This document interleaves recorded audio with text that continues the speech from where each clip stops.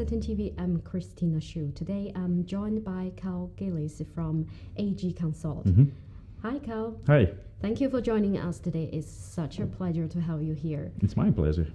We know you are expert on A/B testing, so today I'm going to ask you some questions about A/B testing. Okay. So I think to start the conversation, we kind of have to understand the difference between conversion optimization and A/B testing.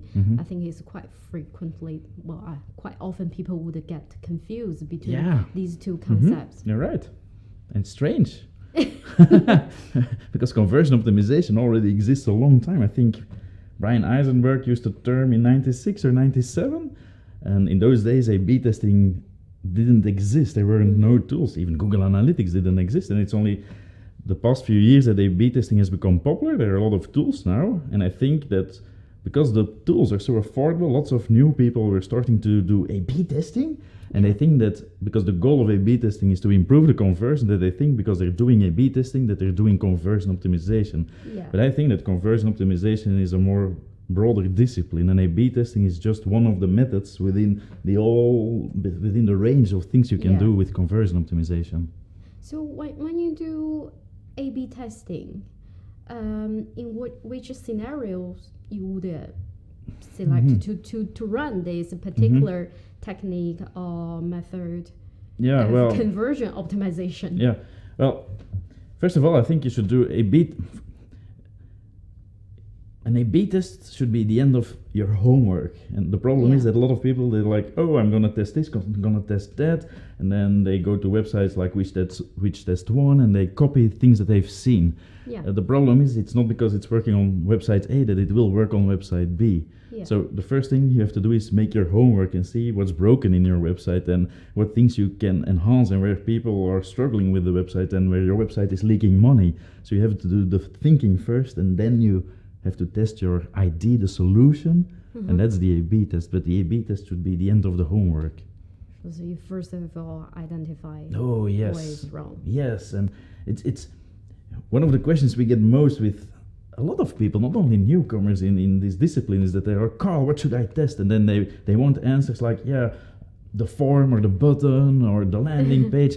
But no, you should do the research first, and what are the problems with your website, and then test those things. That kind of answered my next question. I was about to ask you, like there are numerous of tests you can run, but is there any, like say, standard test? No.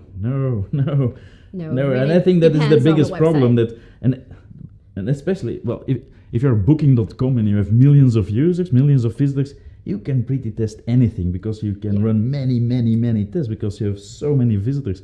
But a normal website, if you have 1,000, 2,000, 3,000, maybe 5,000 sales a month, the amount of tests you can run is pretty limited because you have to have at least 500 to 1,000 conversions for each test.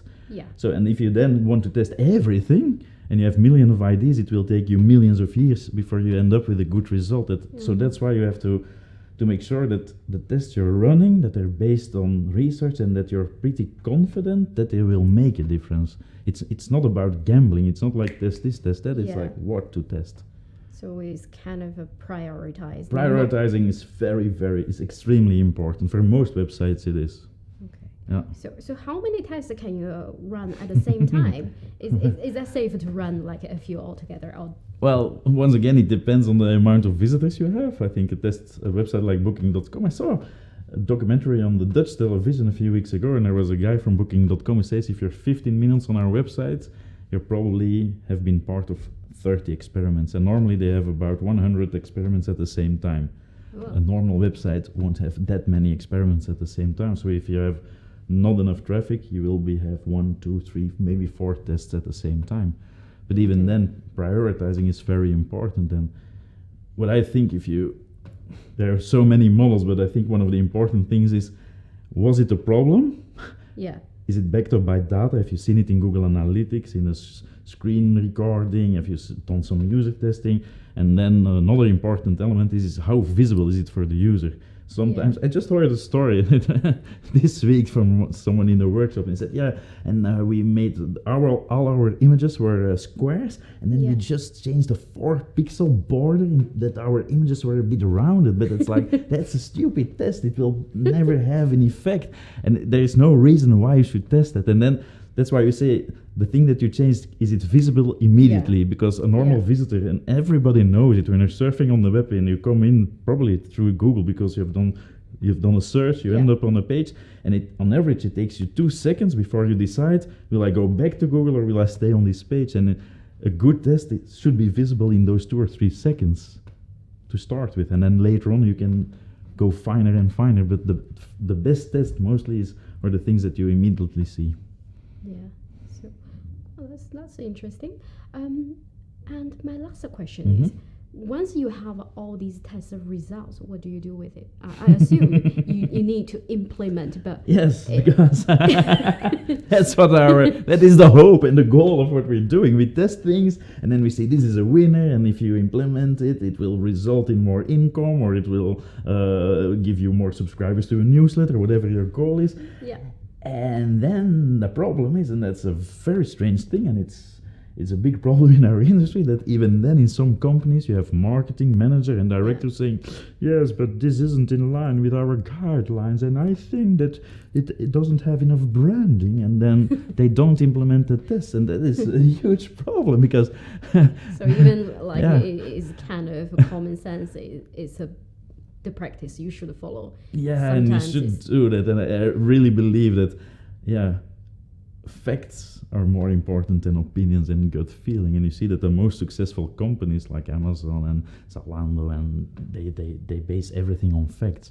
I don't think there are many people at Zalando saying, yes, but this is a bit sensitive for our brand guidelines. No, they just want to see how many more shoes can we ship tomorrow. Good, 5% more. Bam, implement this. Should this be from the very beginning, when you define the test, you already understand whether this is something you can change if the result is positive?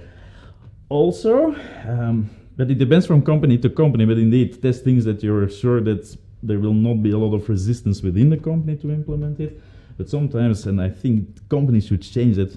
Yesterday there was someone who told me, yes, but in our company, or one of my managers had a problem because the company guidelines didn't support the thing that we wanted to test. I don't know, it wasn't the color of the button, but it was the use of a color. But I think that's a wrong attitude from the company. I think that the outcome of the tests should dictate the corporate guidelines, because that's how it works nowadays. That's how you get the best data. result. Yeah. What do you want? Do you want a website that is beautiful and you think yourself, oh, it's such a nice website, or do you want a website that returns you money?